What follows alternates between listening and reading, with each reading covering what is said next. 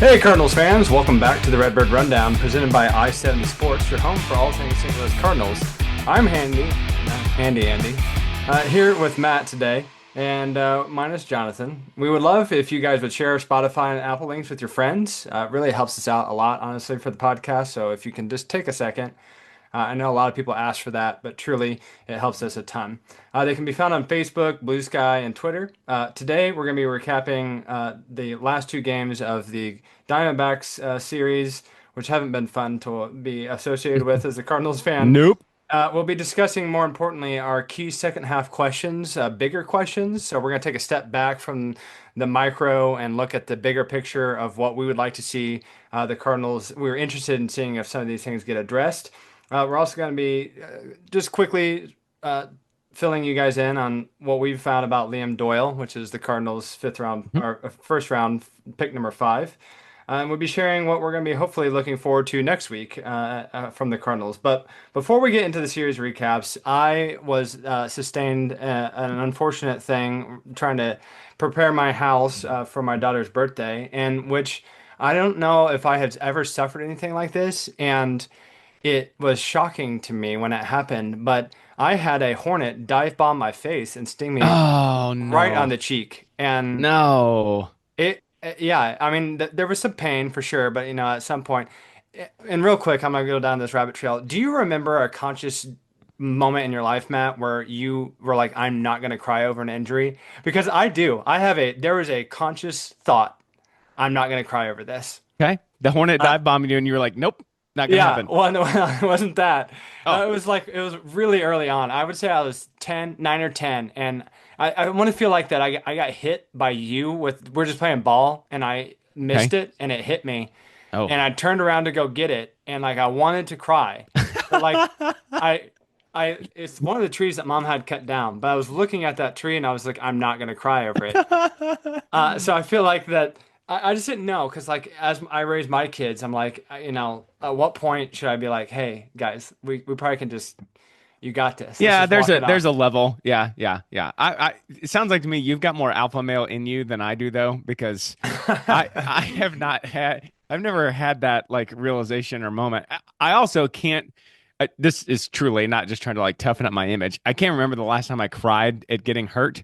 So I don't know. Maybe I don't know. I don't know. But no, Yeah, I do same. not remember doing that as a kid. That's hilarious that you did that. Yeah. Well, the thing, yeah, it was just so shocking. I don't know if anyone out there, and if you have, share with us, being just maybe the most unfortunate place you've been stung. Matt, do you have Mm, an unfortunate sting? The I face has got to be up do. there. The face is bad. I 4th of July one time I got stung on my ring finger and Mm, it started to like puff up a little bit I and I remember think it this. just the ring made it worse. So I had to take it to the jeweler and they cut my wedding ring off and had to wait Oh for my the swelling gosh. to go back down and they like soldered my ring. You can't tell now, but that was a weird. I had that like, oh man, this is not gonna come off. And that was a little tiny moment of panic where I was like, oh no, I'm gonna lose this finger. You know what I mean? Like obviously they took care of it and there were other ways, but I just that thought in my head, I was like, oh, this is it. Yeah, I'm really glad that I don't react to bee stings the way that I react to mosquito bites, which I Oh, passed on to my daughter, and mm. it whelps up. So I'm very happy that like I didn't have like You my can see eyes. out of your eyeball right now. Well, Yeah. do you remember the time, real quick? And I know we're. Do you remember the time that uh, it swelled, poison ivy swelled my Oh, eye yeah. shut? Oh, yeah. Yeah. Yeah. Do you remember Yeah. that? Yeah. I So do I'm just remember really that. glad that I don't have that type of reaction to Yeah. bee stings because I mean, face feels like a place you don't want a serious Nope. reaction to Nope. happen. No, not at all. Not at all. I think that did the Cardinals also get stung in the face this week? Is that Yeah, that rattlesnake, man, that Oh, came and yes. got him. It bit Yes. them. They got bit. Yeah. For sure. Yeah, so let's dive into the not so fun part. We come back from the All-Star game. Well, we had the draft real quick, Yeah. and we had some good things happen there where you just texted me as I'm on vacation and you were in a spot where you didn't have any signal of who we got or any of the the listener. I just got a text from Matt just saying, "Are there any LHPs on the board still?" Yeah, because we had a kind of surprise at the top of the board, didn't we? We had a 17-year-old taken by the Nats, right? Yes. Yeah, and I was looking at some draft coverage and I think all the experts, of course, the baseball draft is just weird. It's the least solid thing. Like Cooper Flagg was the number one pick in the NBA and everybody just knew that was going to happen. The baseball Yeah, draft, some years, like the Paul Skeens year, but other years it's kind of weird. This was a kind of weird year. And now, who knows? Maybe that pick the Nationals made turns out to be the best pick in the draft, but I was right. really happy with what we got. A Yep. high octane lefty from Tennessee, Liam Doyle, who has tons of strikeout Yeah, punch. he And did. I was like, man, and I'm sure you were doing this too, but I was reading some of the scouting things, and they were Yep. like, this guy's going to move fast. He could probably be in the bullpen right now in Yep. terms of being able to. So I thought that was very exciting. Of course, we'll have to see Yep. how the pick works out. But for right now, I feel great about it. Do you? Yeah, I mean, you don't get he led the SEC in strikeouts. I think 174. I don't have the stat right in front of me. I want to say that's how many strikeouts he had, and he only had like 13 walks. It was an insane ratio. You don't like college is one of those things. It's kind of hard to. They're all not super polished hitters. They're all not MLB quality. Only a certain amount of But players make that SEC leap. hitters, SEC Exactly. That's college what I was saying. hitters That's what are, I was thinking. yeah, I was like, these are SEC hitters, and so these are major universities inside major sports programs. That yeah. he's yeah. I'm happy that we got a lefty. I'm excited. You know me. I like seeing the hitters. I was just a little sad, and I know they tipped their hand early on. I'm a little sad that we didn't get to see uh oh Ethan no. Holiday, Yes, thank you. yeah, yeah, A little bit but it makes sense the Rockies would pick him up, sure, that sure. happened. But some part of me was like, oh, that would be kind of cool to get because I think I've seen some of his YouTube stuff with his dad. I don't know if Hmm. you've ever seen any of Matt's stuff. Matt can, let me tell you right now, that boy can still, I think he was on with the Bat Bros and they were trying to break, like with metal bats, obviously, they're trying to Yeah. break the record for the longest ball hit. And Uh-huh.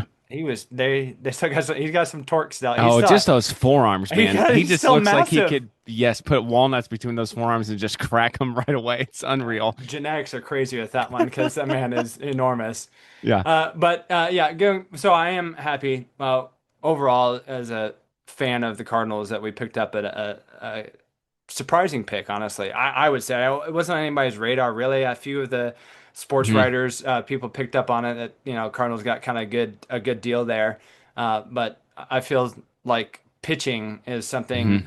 in this era that's really important because I saw on Reddit someone posted a picture, a snapshot of all the like stat lines from 2006 of all the All-Stars, like where what their stats were of Hmm. like at the time, and then compared it to the stat lines of the All-Stars this year, and it was like Vladdy's batting 358. Yeah. You know what I Yeah. mean? Like Yes. and the dialogue of that post was that that era has kind of come and gone a little bit. That Hmm. like Hmm. hitting for contact, which is going to lead to one of my questions here in a second. Hitting for contact has kind of gone by the wayside a little bit in this league right now. So because pitching is so important, I Well, wanted if to you take highlight that. a bigger step too for the draft, just real quick, and I'm not going to say a bunch of the names, but it seemed like to me that we picked position players, we picked a catcher, but the pitchers that we picked looks like to me that they're aiming for strikeout stuff.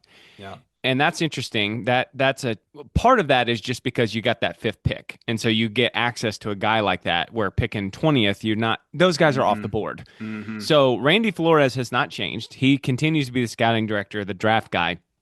But I wonder at all if Heim Bloom and his team have come in here and we're seeing some difference because I did see a report where a beat writer asked Randy Flores, like, to get high octane strikeout stuff like that on the free agent market is super expensive. Mm-hmm. So did that change anything about how you saw the draft board? And he was upfront. He said, yeah, I mean that's a consideration for our franchise.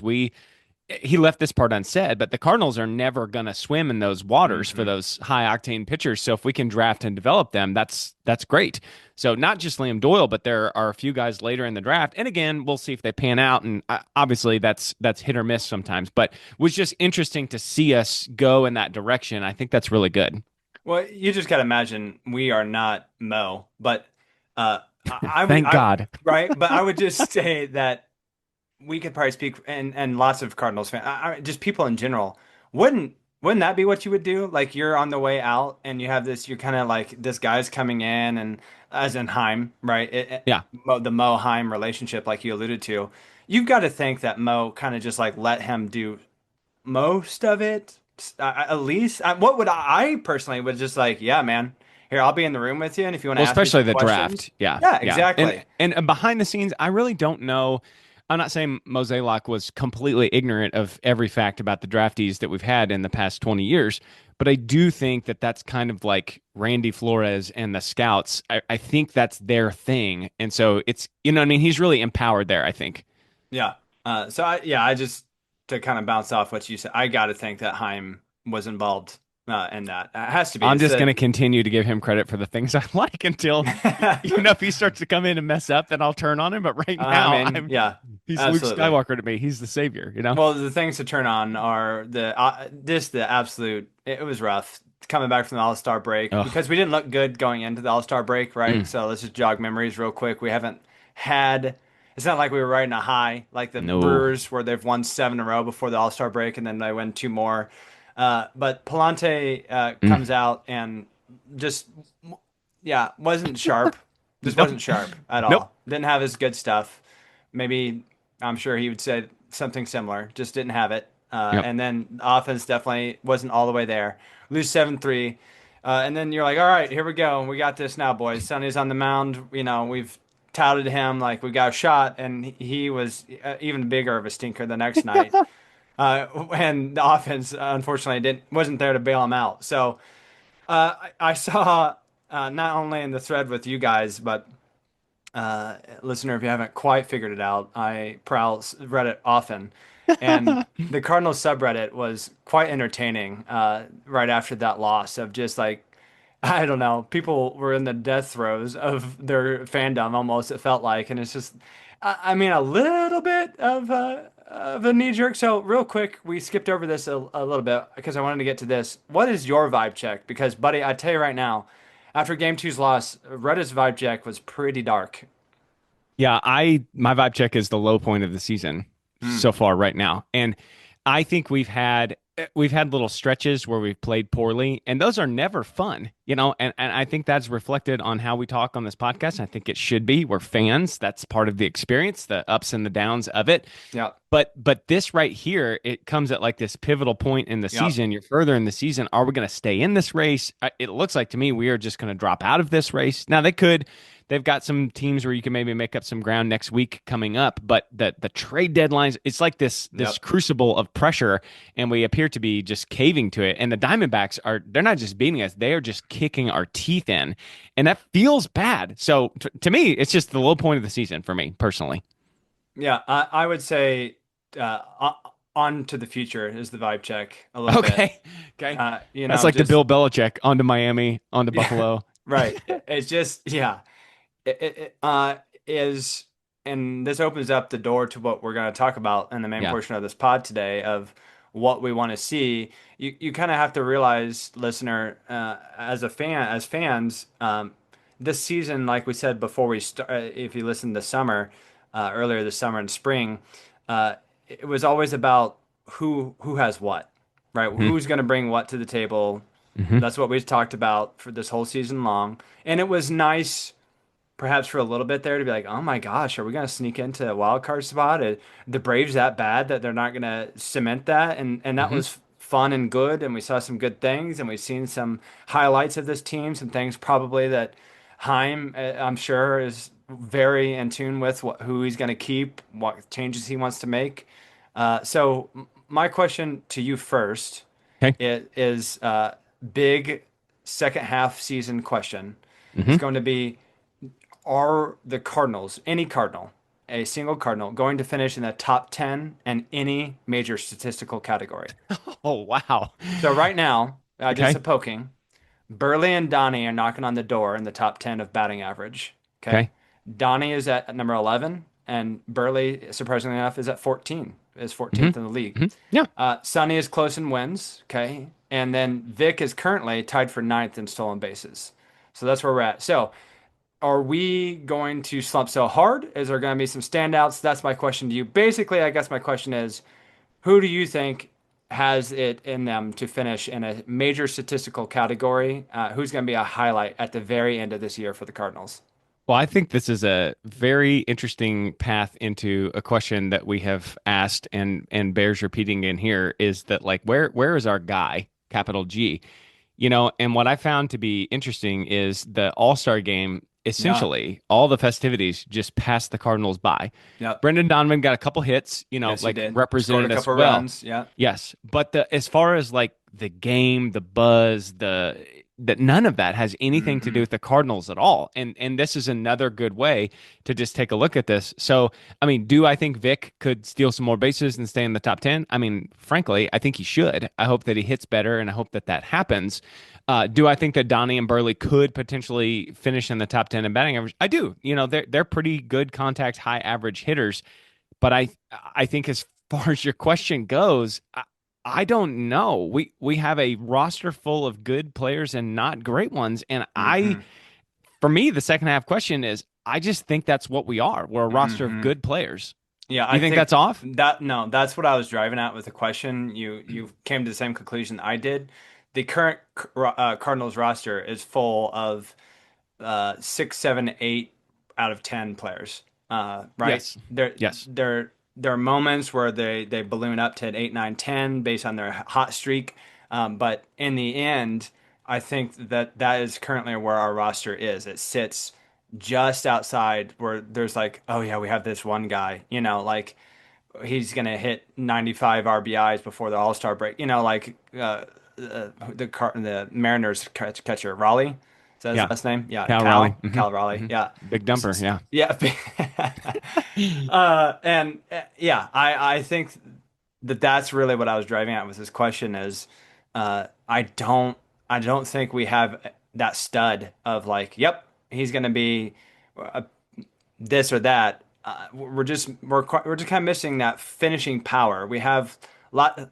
When I was looking through the stat category, it's just like, golly, you know how many Cubs I saw in the top 10 of Mm. things? You know how many Brewers I saw in the Hmm. top 10? Hmm. You know how many, it's just kind of like, yeah, we don't quite have that. Yeah, we have this guy. Yeah, this guy, if he's not in the All-Star game, if he's not in the talk for MVP, then you guys are out of your mind. We don't have those. We We do have, not. you would have asked me 2 weeks ago, you ask any Cardinals fan, hey, who has the second highest batting average on the Cardinals right now? And you ain't nobody got to guess Burley. Nobody. You know what I mean? And Yeah. if you go outside the Cardinals organization, maybe some of the hardcore fans would, of course, but no one could even name Burley as a Cardinal. I Yeah. guarantee it. I guarantee it. Like Yeah. we have Cardinals fans who can name PCA for the most part. Like if Yep. you're in touch at all with baseball, you know Sure. who that is. All right, even the casual people probably can name but I'm telling you, I bet you that people can name PCA before they name Burley on a Cardinals team. And so that's kind of what my question was is yeah, we're writing this like indifference or this like just shy of greatness. And it's just like we're right there, but we need that one piece to be like, that's our dude. Yeah, he's gonna win MVP this year. We don't Yep. have that.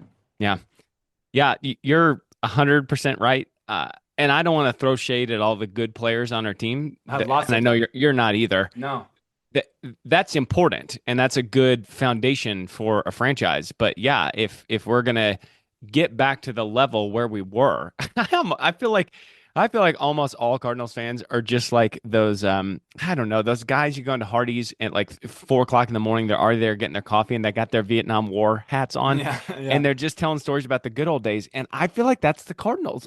It's been 10 years, 12, 15 years since we have been like center of baseball kind of Hmm. good and stuff. And maybe Pirates fans are like, okay, shut up. Or, you know Right. what I mean? Like Marlins fans are like, yeah, well, we're tired of hearing you. But this is what we've come to expect. Yeah. And, Right. and this actually leads super well into my first big second half question, which is how bad is this competing vision stuff going to hurt us in the second half? Because you've already talked about it some, but we have John Mozeliak is making the baseball decision at the trade deadline.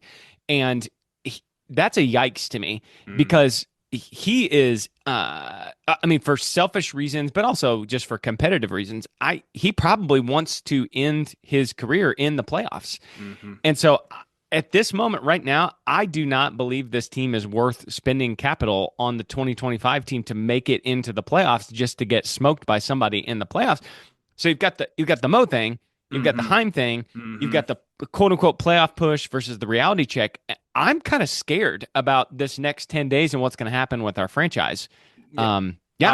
I had done some thinking about that. I left that out of my questions because I figured you would take it, but I have been Okay. doing some thought about that. My hope, if I had it my way, is that this is a situation that they if Heim was involved with the drafting, that my hope is that the trade deadline is also either a joint venture between the two of them, because what I hope as a Cardinals fan is that we are going to be sellers, and that Heim has the kind of at least an equal call in what Hmm. we're getting in returns on some, because I think based on what I alluded to there in my first question, and just the fact that I think we're going to be sellers at this break.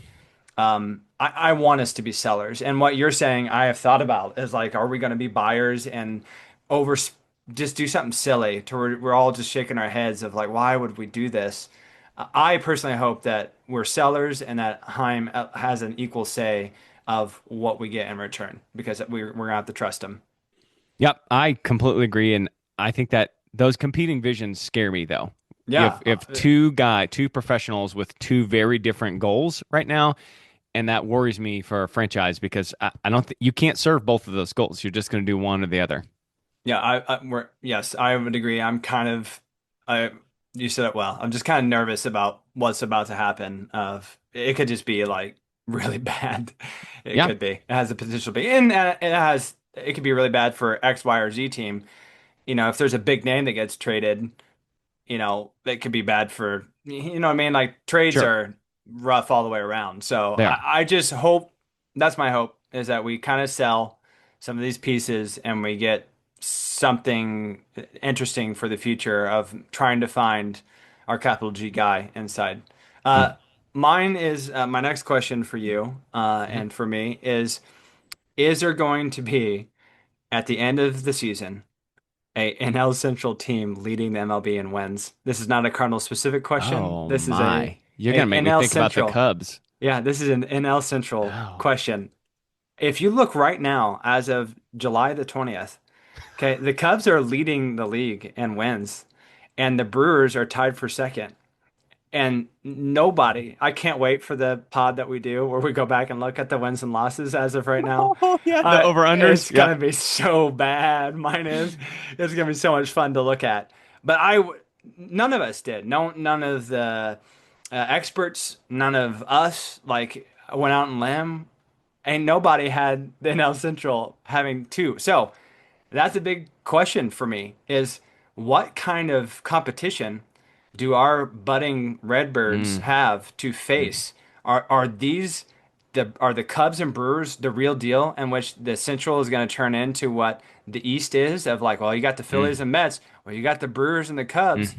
and the Cardinals not only we're floundering right now in our history, but now we have teams that are going to be good and they're young and they're spending and it's going to be hard to claw our way out until are we always in this wild card with well the Brewers or the Cubs going to have one of the wild card spots and the Cardinals are going to have to claw their way for a a play in or something like that. So your thoughts about that? Wow, that was depressing. You're right.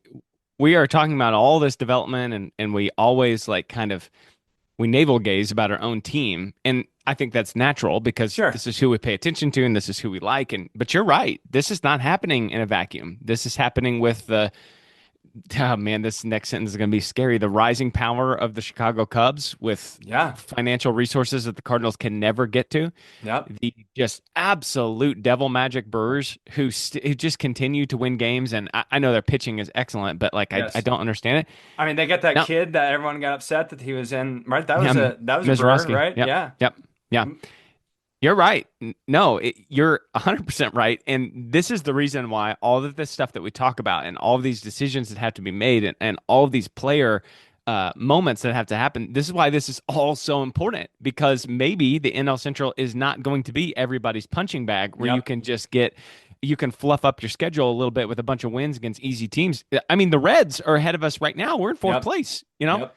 Yeah, Yeah. that's great. So, That's a great question. well, and I think this offseason, I think all eyes are going to be lots of places. But one of them that I'd be interested in is what's happening with Kyle Tucker, and we've kind of touched on that a little bit Mm-hmm. here. Hmm. He's going to be a free agent. He's 28, and they're going to be some big money thrown at him at the year that he's had. So it will be telling for us. As a Cardinals fan, you just are like, I hope the Cubs throw so much money at him and he turns into a bust. That's Yeah, obviously what we sure. want. But at the same time, I think it's going to be worth noting what do the Cubs do with him? Are they going to throw big money at Yeah. him? Because if they do, I think that needs to be a bit alarming for the rest of the Central of, uh-oh, the Cubs are spending big money Flexing their financial muscle. Yes, that's a and problem. we're gonna have some issues with that to meet Yeah. that level of financial burden that's gonna bring to yeah the rest of the Central. Because if you look, the AL Central has also been a punchy bag. But guess what? Guess who's tied for second? It's the Tigers. And Yep. so everyone's got to stop dumping all over the Central. Is what I guess what we got to get Flyover off our country backs. standing up for itself. Yeah. Yeah. Yeah. Yeah. My next key question for the second half is whether or not Andre Pallante is a rotation piece moving forward. Andy, let me just set you up with a couple stats and then I'll let you give me what you think. In 2024, so last year, Pallante showed some promise, had a pretty good year, 3.78 ERA, 121 innings, 18.5 K rate, which is low. This year, he is up to, I realize that the season is not over and he could bring these numbers down, but Yeah. 4.71 ERA, 105 innings, 67 strikeouts, 14.9% K rate, and a point 0.1 WAR. So essentially, this guy is a replacement level pitcher. He's got a contact profile. We just talked about our draft and how they are moving away from this or attempting to. So to me, the second half is Andre Pallante going to perform well enough that he joins Sonny Gray and Matthew Liberatore as starters next season? What do you think there? Yeah, I don't have quite an answer for that because that was one of my tertiary questions that I didn't put on there. I knew prior rotation, and I'm very interested in the rest of his year Hmm. because personally, that's probably his long road stretch. I won't use the word. I won't say it. Okay, no airplane terminology. Got it. Got it. Nope. Yeah, because it's very average. And if we're gonna compete with the Central, we Sure. can't have, No. we can't. Where's our kid? We're like, oh, let's get this kid's pitch 5 games. Let's put him in the All-Star game. We need someone like that. We need Liam Doyle to be that. We need someone Hmm. to be that. Hmm. Hmm. And I mean, he's 26, so I don't want to write him off and be like, yeah, No, let's but get it's rid of not good him. when your performance has gone backwards and right-handed hitters are basically hitting Palante like an all-star starter. It just doesn't feel good. And obviously most of the batters are right-handed. Palante is the hinge point to me because Michaelis and Fetty, this will be their last years as St. Louis Cardinals, and then we can all go out and dance in the streets. And like I said, Sonny Gray and Matthew Liberatore are gonna headline the rotation next year. And there are some guys coming. We've talked about them. Roby Yep. and Matthews and Tink Hence and Liam Doyle, right? They're coming. They're on the way. It would be nice. I mean, it would be good if Palante could kind of return to form here and be not a stellar pitcher, but an above average pitcher. That would be a good outcome because contract is cheap. He's young. You can use him. We could use him in the rotation next year for sure. Yep. But I think this is a critical second half for him. He's Yes. been messing with a curveball. He's been messing with some pitches. Like he needs to start to show that so that we can see have him in the rotation going forward or Yeah, I not. think that's a great person for any Cardinals fan to look at is what's going to go on with Hmm. Palante. I think that's a great one. The last question, maybe I don't know, maybe not be a very good question, but it's one that nonetheless that I wanted to ask. Will Ollie finish the year as the Cardinals manager? Mm. Is what I Okay. have. Okay. Uh, that's my thoughts on that. Real quick is will we see if the Cardinals crumble, right? Like there's no wild card. We're not in Yeah. the cards for that. Maybe we if we buy the worst case scenario is if we buy and we crumble. Obviously, that's what no one wants to do that. But I'm just interested in the end of the year. If some of this stuff, if we are not competitive, if we kind of start cleaning up some house, like we start firing some people, we get some of those headlines done and over with. We just kind of let maybe Mo lets Heim have the wheels if we fall out of contention. I'll be interested in that. So that's where I'm at. I'm thinking worst case scenario. I have my doom glasses on right now, um, and I just wonder if Ollie's gonna is gonna make it. I'll be kind of interested in that. If the wheels fall off here for us, will he make it to the end of the year? I think he'll make it to the end of the year. I think you are perfectly right to raise the question of will he be the manager in 2026 for sure. Because to me, that basically just comes down to the black box of what is Heimblum thinking? Are we seeing enough development from some of these young guys? And there is some development from some of these young guys that is happening.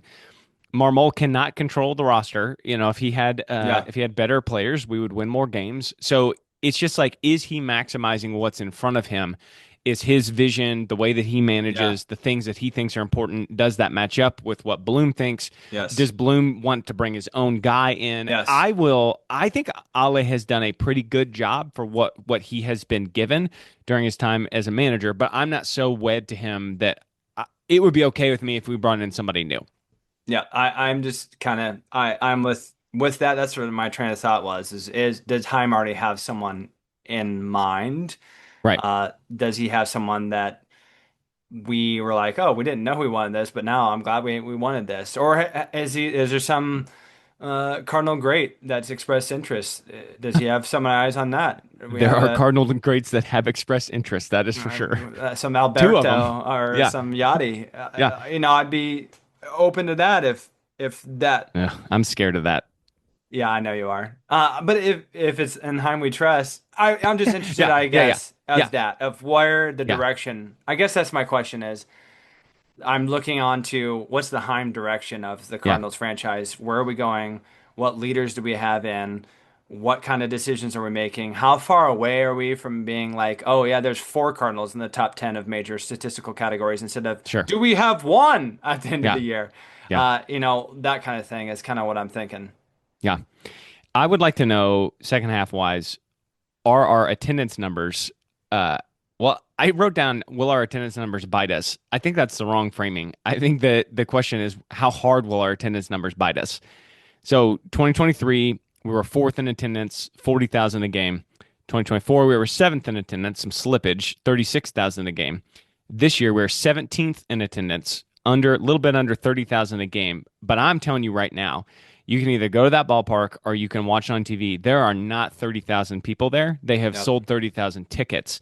Hmm. But the way that this fan base and the city of St. Louis right now feels about the Cardinals is putting us in a scary position because you're highlighting the Cubs' financial muscle. Most of the Cardinals' financial muscle comes from ticket sales. Of course, there's TV money for sure, Yeah. but the TV market in St. Louis is relatively small. So these empty crowd, this empty stadium, it's more to me. It's like a metaphor for the franchise right now. Like we are an empty stadium, and is that going to get worse? Are we going to see fewer tickets sold and let fewer butts in the seats? And how bad is that going to bite us? I think that hopefully what the leadership is doing is they're not super, I mean, they know that it's not like they have a banner saying we got to sell more tickets because if you, I feel though, as though if you are so focused on that aspect of the business, which does need to be on your list of things that's important, right?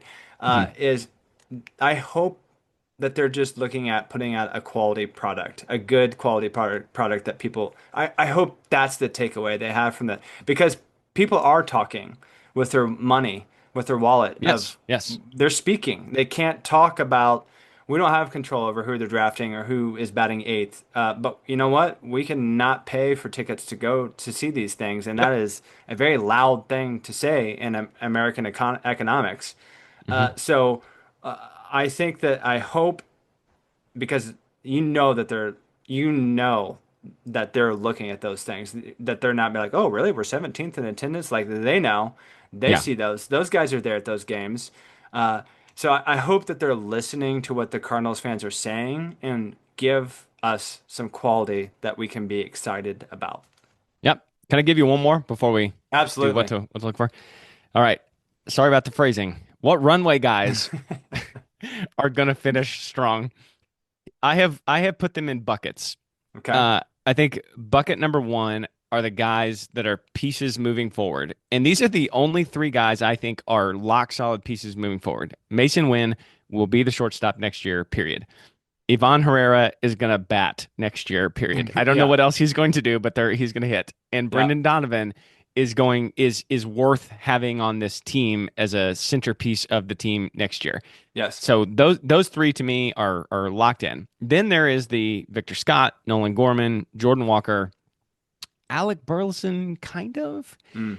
And here's the thing to me, this is what frustrates me about this franchise is that because of their positional alignment and really that Donnie can play all over the field, Gorman and Walker and Burleson, to a certain extent, are eating each other's at bats. They're competing for the same like numbers of at bats, and those are the guys that we need to see what's going Yeah. on. And I'm not even going to say that Victor Scott is just safe forever because I'm seeing JJ Weatherholt put up like a 29 and a half feet per second sprint speed in the minors. And I keep seeing rumblings about getting him some outfield reps. We drafted two center fielders. Now that's not for next year, but Victor Scott, he's going to have to hit better.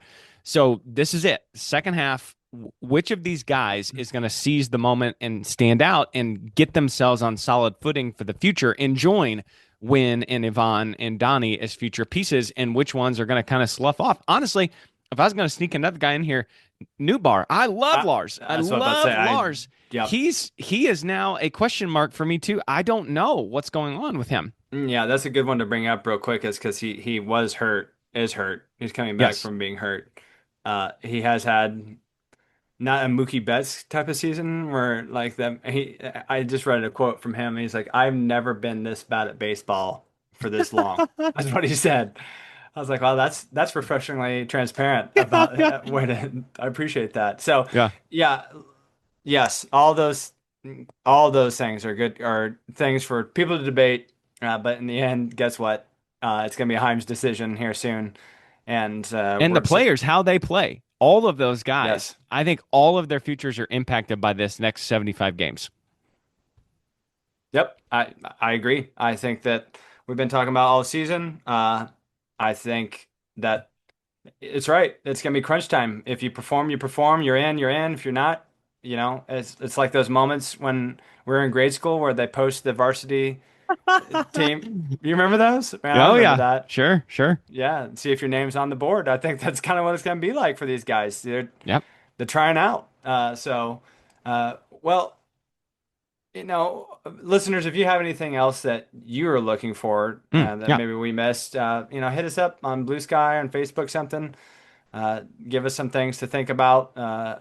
You want other people to be like, oh, I wonder if we're going to do X, Y, or Z. So let's hope that this coming week proves to be a little bit more fruitful than last week. It is not pleasant to watch abysmal play from anybody. Nobody wants to go do that. If you're at the T-ball level and watching your kids play, you still don't want to see that. So hopefully we have a little bit better. Anything you have to highlight? I wanted to highlight Lars. He was on my highlight. He should be coming back to hit. He may not be in the Rockies series. He might be. He might be back in time for the Padres series. I have him as yeah, that's who I'm watching for is how is he gonna bounce back from injury here. So we Yeah, have Rockies and Padres coming up. I think largely I'm just can this team get any kind of better vibe at all? The Rockies are just truly horrific baseball Hmm. team. But I always feel like we go to Colorado and things get weird and we never play real well. We're really very well there. And again, this is this crucible of that's the last week before the trade deadline. If we go and we lay an egg in Colorado and then we have the Padres are good. The Padres are coming to Busch. The Padres have a lot of energy. They have some exciting players. Hmm. Can this is not scientific and I'm not going to quote stats at you, but like, can we change how this team feels at all?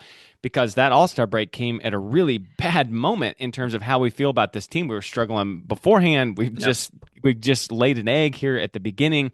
So that's in a nutshell. Can at all can we get this vibe turned around a little bit where it feels better to be a Cardinals fan. Yeah, and to be fair, if you look at it, the Padres series could be super important. As Oh, in, yes. we're only 2.5 games out of the wild card spot that is held currently by the Padres. Yep. So it could be massive. We don't need to doom so much that we're like, oh, we're 15 games out of the wild card spot. We're No, close. we're there. We're striking distance. So that Padres series is gonna be pretty big, like as big as like what we didn't want the Cards Cubs series. We split it. We Yeah. didn't want to get absolutely face rolled by the Cubs, but which we kind of, you know what I mean. But the Padres series has that kind of playoff. There should be playoff intensity there. I Yes. hope that's. I think that's what I want to see out of the Cardinals in that series. Like it better be hyped up. Like we better see some Bob Gibson come out to where we're just like all business and let's take care of this. Like that's, and I'm sure I know the professionals, I know they do this, but just kind of like that atmosphere. It should be there for this Padres series. It should be fun Yes. baseball, hopefully, to watch. We need to go 4-2 next week if we're going to stay in. We need to have a winning record and start to climb in the standings and not just flounder all over the place. Yeah, and if you're a religious person, just pray for Mo and I'm Bloom for this what to do with the direction of the team and whether we're buyers or sellers. I'm sure that is something that is not pleasant to think about all the time, but that's their job. So quick prayers out to them. May So take more than prayers. We'll see. yeah. Well, thanks for tuning in to the Redbird Rundown. It's your go-to source for St. Louis Cardinals news. Subscribe, rate, and review the show to help us grow. Remember to follow us on Twitter, Blue Sky, and Facebook for the latest news. And let's try something different. Maybe put some gum on the rally cap or something. And let's go Cards.